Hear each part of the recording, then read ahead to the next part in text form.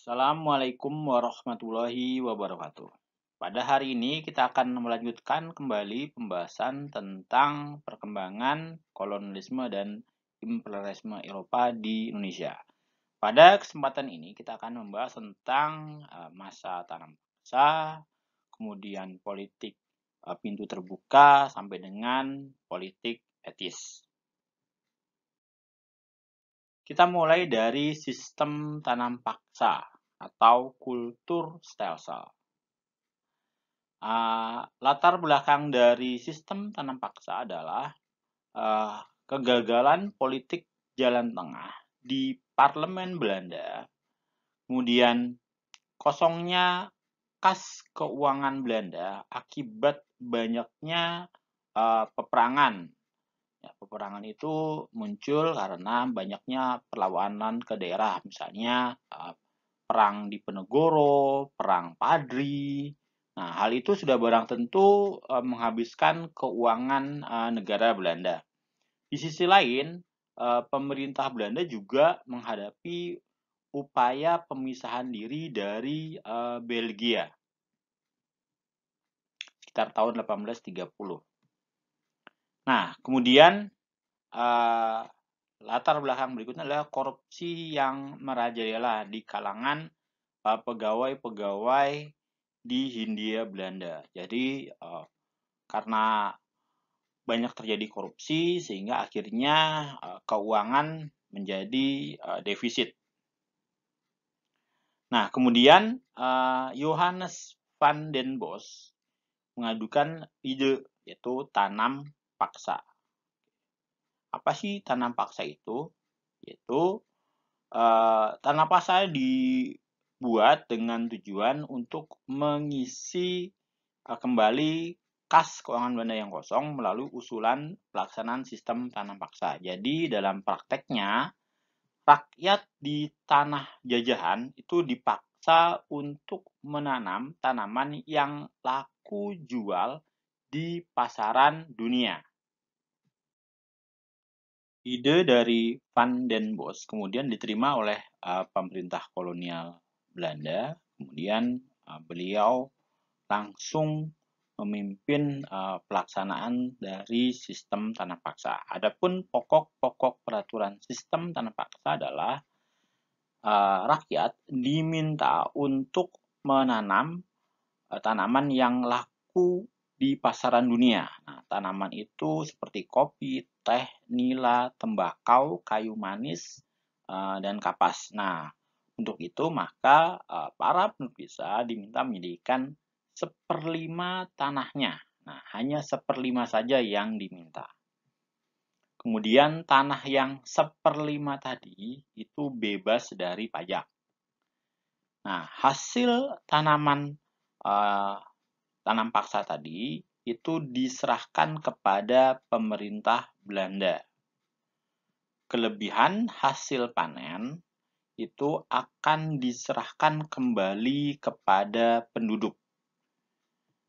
Nah, waktu untuk menanam tanaman paksa tadi itu tidak boleh melebihi waktu menanam padi.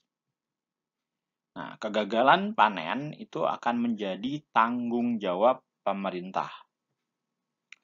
Wajib tanam dapat diganti dengan bekerja di perkebunan atau pabrik selama kurang lebih 60 hari. Nah, pelaksanaan tanam paksa akan diawasi oleh para kepala desa. Nah, ini poin yang terakhir ini yang nanti akan menarik karena penyimpangannya justru ada di poin terakhir ini. Nah, pengawasan tanam paksa oleh pribumi itu mendapat upah dengan sistem namanya yang disebut dengan kultur prosenten. Apa sih kultur prosenten? Jadi hadiah dari pemerintah bagi para pelaksanaan tanam paksa, yaitu penguasa pribumi seperti kepala desa. Nah, jika para kepala desa itu dapat menyerahkan hasil panen, nah, melebihi target yang ditentukan dan bisa tepat waktu, maka mereka dikasih hadiah, atau hadiah itu disebut dengan kultur prosenten. Nah, dari situlah kemudian muncul penyelewengan dalam pelaksanaan sistem tanam paksa. Nah, karena berharap mendapatkan kultur prosenten atau bagian, akhirnya para kepala desa itu memaksa penduduk desa untuk menyediakan tanah. Nah, tanahnya itu nggak 1/5 lagi, bisa 1/3, setengah, atau bisa hampir seluruhnya, karena dianggap cocok untuk tanaman yang laku jual di Eropa tadi. Kemudian waktu untuk menanam tanaman paksa tadi atau tanaman ekspor itu ternyata lebih lama daripada menanam padi, karena semuanya disuruh ini biar dapat bagiannya banyak, biar tanamannya sukses, ya harus diawasi banget. Akhirnya waktu rakyat banyak tersita untuk mengurusi tanaman-tanaman paksa. Nah, kemudian tanah yang dipilih untuk tanam paksa juga adalah tanah yang paling subur, sehingga rakyat desa itu hanya mendapat tanah yang mungkin relatif kurang subur. Kemudian di samping itu juga jika ada kegagalan panen, nah itu kan aturannya kan menjadi tanggung jawab pemerintah. Tapi jika ada gagal panen, itu yang tanggung jawab tetap petani. Itu contoh beberapa penyelewengan dalam sistem tanam paksa. Nah, adapun dampak dari pelaksanaan sistem tanam paksa ini, ada dampak negatif dan dampak positif. Nah, dampak negatifnya adalah rakyat Indonesia itu mengalami kemiskinan, kelaparan, dan wabah penyakit. Sedangkan dampak positifnya, bangsa Indonesia menjadi mengenal berbagai jenis tanaman yang laku jual di pasaran dunia. Kemudian juga bangsa Indonesia mengenal sistem irigasi yang baik untuk tanaman-tanaman tersebut. Karena kan sebelumnya yang dipahami adalah tanaman padi. Nah, ini kan ada tanaman-tanaman yang baru. Nah, itu kan perlu bagaimana pola irigasinya. Itu juga jadi lebih paham. Nah, sedangkan dampak tanam paksa bagi Belanda adalah, ya sudah barang tentu tanam paksa tersebut mendatangkan keuntungan dan kemakmuran bagi Belanda. Hutang-hutang Belanda dapat dilunasi, penerimaan pendapatan melebihi dari target yang sudah ditentukan. Nah, kemudian kas negara yang semula kosong itu bisa terpenuhi.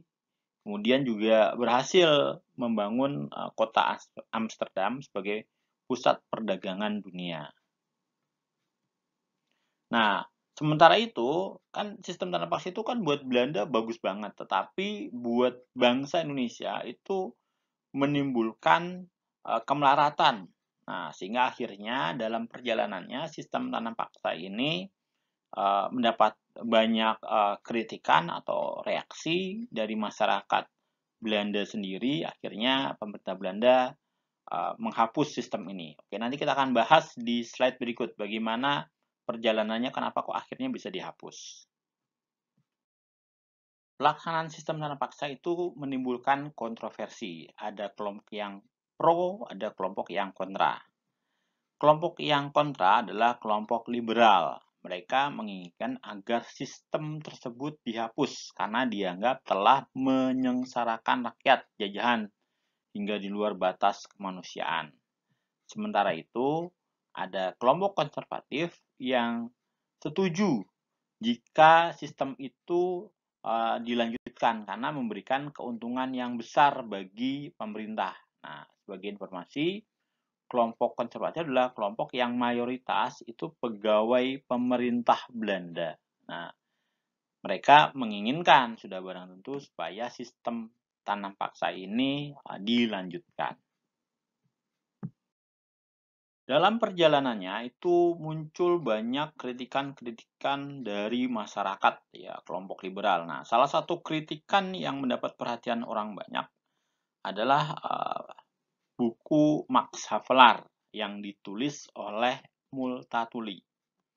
Nah, buku ini menceritakan pelaksanaan sistem tanam paksa yang menyengsarakan rakyat.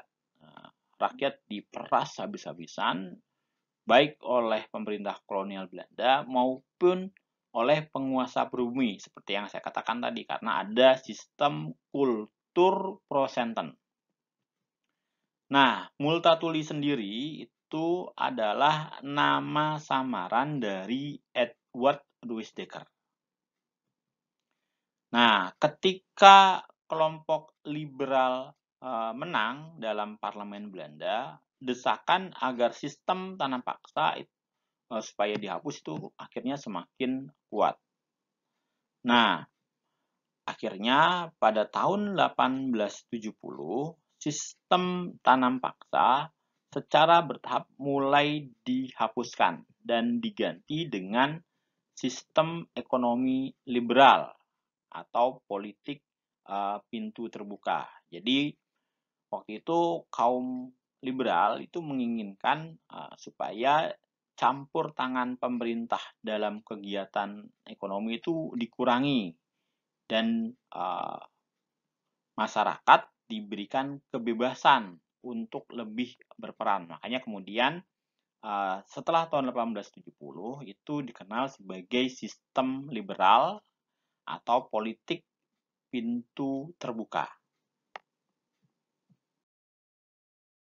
Berikutnya kita akan bahas tentang sistem ekonomi liberal. Nah, latar belakang dari sistem ekonomi liberal yang pertama adalah kemenangan kelompok liberal dalam parlemen Belanda. Nah, kelompok liberal ini kan tadi menginginkan adanya kebebasan berusaha tanpa campur tangan dari pemerintah. Yang kedua adalah munculnya kritikan-kritikan keras terhadap pelaksanaan sistem tanam paksa yang dianggap menyengsarakan rakyat jajahan. Dan yang ketiga adalah pengaruh dari revolusi industri di Inggris yang banyak menghasilkan barang atau jasa melalui teknologi industri yang baru.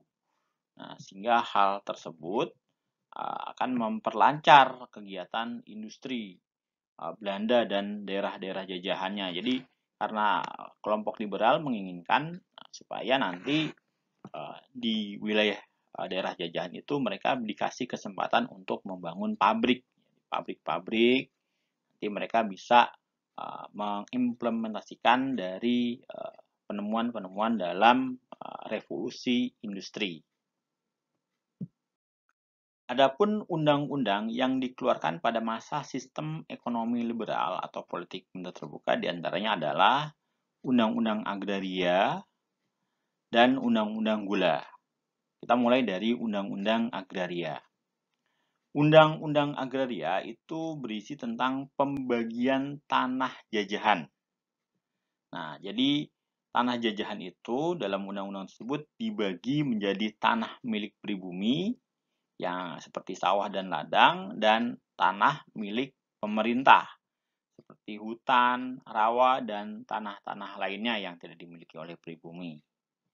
Nah, sementara Undang-Undang Gula itu berisi tentang pengelolaan tanaman tebu oleh pemerintah dan secara bertahap akan diserahkan kepada swasta. Jadi, sebelumnya tanaman tebu itu yang mengelola hanya pemerintah. Nah, melalui Undang-Undang Gula ini, tanaman tebu kemudian diserahkan kepada swasta.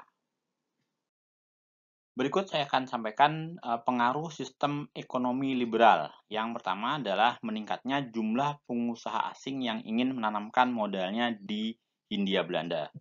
Yang kedua, banyak bermunculan perkebunan swasta asing di Hindia Belanda seperti perkebunan tembakau, perkebunan tebu, perkebunan kina, perkebunan kelapa sawit, perkebunan karet, perkebunan teh, dan lain sebagainya. Kemudian Yang berikutnya adalah berkembangnya kegiatan pertambangan di Sumatera, Jawa, Kalimantan, dan Pulau Bangka. Nah, kemudian yang keempat adalah terjadinya pengarahan tenaga kerja secara besar-besaran. Nah, waktu itu kan karena banyak sekali pertambangan dan perkebunan yang dibuka, sudah barang tentu memerlukan banyak sekali tenaga kerja. Nah, para tenaga kerja itu kemudian didatangkan dari Pulau Jawa untuk ditempatkan ke berbagai tempat di Hindia Belanda. Nah, sudah barang tentu mendatangkan tenaga kerja itu butuh biaya yang tidak sedikit. Nah, oleh karena itu kemudian untuk mencegah mereka uh, supaya taat sama aturan, itu buatlah uh, perjanjian yang disebut dengan kuli kontrak. Jadi kuli kontrak adalah perjanjian antara pengusaha dengan para kuli. Nah, itu namanya kuli kontrak atau kontrak kerja. Nah, kemudian untuk mencegah supaya para tenaga kerja itu tidak kabur, nah dibuatlah aturan atau undang-undang yang mengatur tentang tenaga kerja yang disebut dengan Kuli Ordonansi tahun 1881. Nah, di dalam Kuli Ordonansi tersebut dibuat aturan-aturan apabila kuli itu melanggar kontrak maka bisa dijatuhi hukuman. Nah, hukumannya disebut dengan punale sanksi. Oke, jadi kita belajar 3 konsep nih. Ada kuli kontrak adalah kontrak kerja antara pengusaha dengan kuli. Kuli ordonansi itu undang-undang yang mengatur tentang pengusaha dan kuli, hak dan kewajiban mereka. Kemudian yang ketiga ada punale sanksi, yaitu hukuman terhadap kuli yang melanggar kontrak kerja atau kuli kontrak tadi. Nah, berikutnya adalah terjadinya eksploitasi tanah secara besar-besaran, terutama di Pulau Jawa. Ya, karena Pulau Jawa itu kan tanahnya banyak dimiliki oleh penduduk pribumi maupun pejabat pribumi. Nah, pengusaha swasta asing seringkali memaksa mereka untuk menyewakan atau menjual tanah milik pribumi tersebut. Sistem ekonomi liberal dengan politik pintu terbukanya kemudian mendatangkan kritik dari kelompok humanis. Nah, mereka menganggap eksploitasi sumber daya alam dan sumber daya manusia di tanah jajahan itu telah melampaui batas. Ya, karena apa? Karena kan kalau di sistem tanam paksa itu kan pemerintah kolonial yang mengatur bagaimana sistem kerja di tanah jajahan. Nah, ketika pas dilakukan politik pintu terbuka, pemerintah kolonial memberikan kesempatan kepada swasta untuk menanamkan modal. Setelah itu dibuatlah perkebunan, teh, kopi, gula, kina, dan sebagainya, baik di Jawa maupun di Sumatera. Nah, dengan adanya pembukaan itu justru malah penduduk pribumi malah semakin miskin. Kenapa kok malah semakin miskin? Karena mereka diperas habis-habisan oleh swasta. Jadi kalau di sistem tanam paksa itu pelakunya adalah pemerintah kolonial Belanda, di sistem ekonomi liberal atau politik pintu terbuka, maka yang menjadi aktor utama adalah pengusaha atau swasta asing. Nah, sedangkan untuk rakyat pribumi, baik di sistem tanam paksa maupun di sistem politik pintu terbuka itu sama-sama dieksploitasi. Nah, banyak penduduk pribumi yang kehilangan tanah miliknya karena harus disewakan atau bahkan dijual. Mereka terpaksa menjadi kuli di tanah mereka sendiri dan menyebabkan banyak yang sakit, meninggal, ataupun yang menjadi kuli kontrak tadi banyak yang mereka melarikan diri, ya, karena tidak tahan dengan penderitaan yang ada. Nah, kelompok humanis kemudian mengusulkan agar Belanda berterima kasih kepada penduduk di tanah jajahan. Nah, Belanda harusnya membalas budi kepada penduduk di tanah jajahan. Ya, akhirnya kemudian muncul usulan politik etis sebagai pengganti politik pintu terbuka atau sistem ekonomi liberal. Berikutnya kita akan bahas tentang politik etis atau politik balas budi. Latar belakang dari politik etis ini adalah kritikan kaum humanis terhadap kebijakan politik pintu terbuka. Karena politik pintu terbuka tersebut mengeksploitasi negeri dan rakyat jajahan secara besar-besaran. Nah, kemudian latar belakang berikutnya adalah munculnya artikel hutang kehormatan yang ditulis oleh Van Deventer dalam majalah The Gids tahun 1899. Nah, menurut tulisan tersebut, kemakmuran yang dinikmati bangsa Belanda itu berasal dari negeri jajahan yang penduduknya miskin dan terbelakang. Demi kehormatan bangsa Belanda, utang tersebut harus dibayar. Nah, kemudian dilaksanakanlah politik etis yang berdasarkan atas Trias Van Deventer atau trilogi Van Deventer. Nah, trilogi Van Deventer ini terdiri dari pendidikan. Nah, pendidikan ini tujuannya adalah membuka kesempatan bagi kaum pribumi untuk bisa belajar sampai ke jenjang yang tinggi. Nah, walaupun pada prakteknya pendidikan yang dilakukan oleh pemerintah kolonial Belanda itu hanya sekedar mengisi tenaga kerja rendahan yang dibutuhkan untuk pemerintah kolonial. Ada nggak yang bisa sampai ke pendidikan tinggi? Ada, tapi hanya terbatas dari golongan bangsawan. Nah, sementara kalau orang rakyat biasa, ya mereka hanya diajarkan membaca, menulis, dan berhitung. Nah, nanti mereka dijadikan sebagai juru tulis atau juru bayar. Jadi hanya pekerja-pekerja rendahan saja. Kemudian yang kedua adalah migrasi. Migrasi adalah perpindahan penduduk.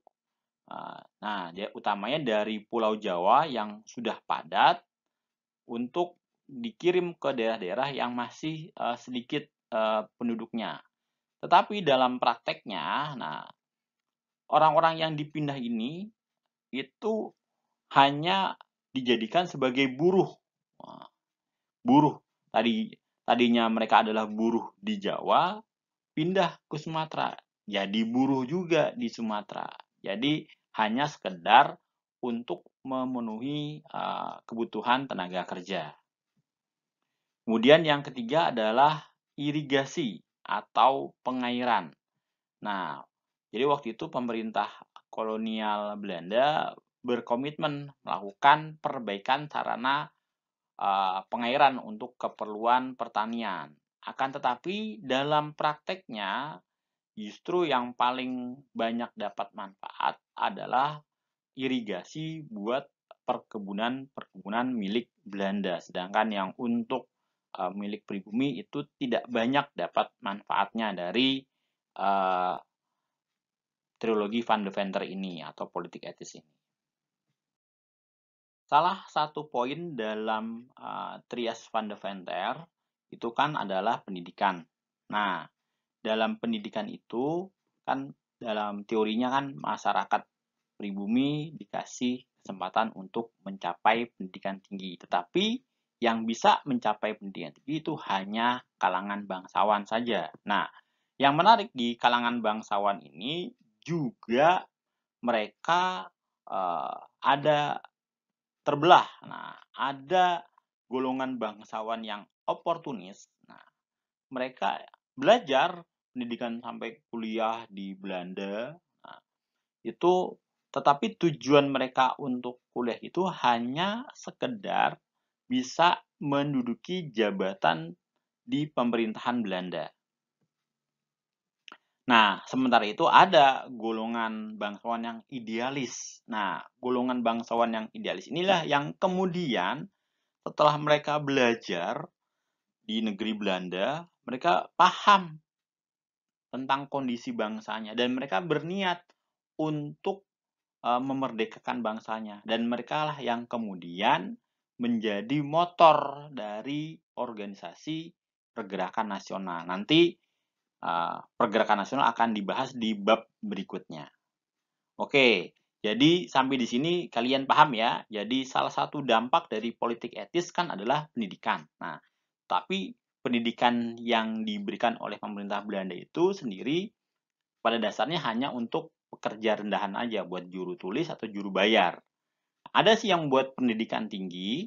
Nah, itu biasanya untuk golongan bangsawan. Nah, tetapi golongan bangsawan juga ada macam-macam nih. Ada yang oportunis, ada yang idealis. Kalau yang oportunis, mereka belajar ke negeri Belanda, tetapi hanya sekedar bisa dapat jabatan di pemerintah Belanda. Sementara kalau yang idealis, mereka setelah belajar, mereka punya keinginan untuk membebaskan bangsanya dari penjajah. Oke, sekian dulu yang bisa saya sampaikan dalam pertemuan kali ini. Kurang lebihnya mohon maaf. Assalamualaikum warahmatullahi wabarakatuh.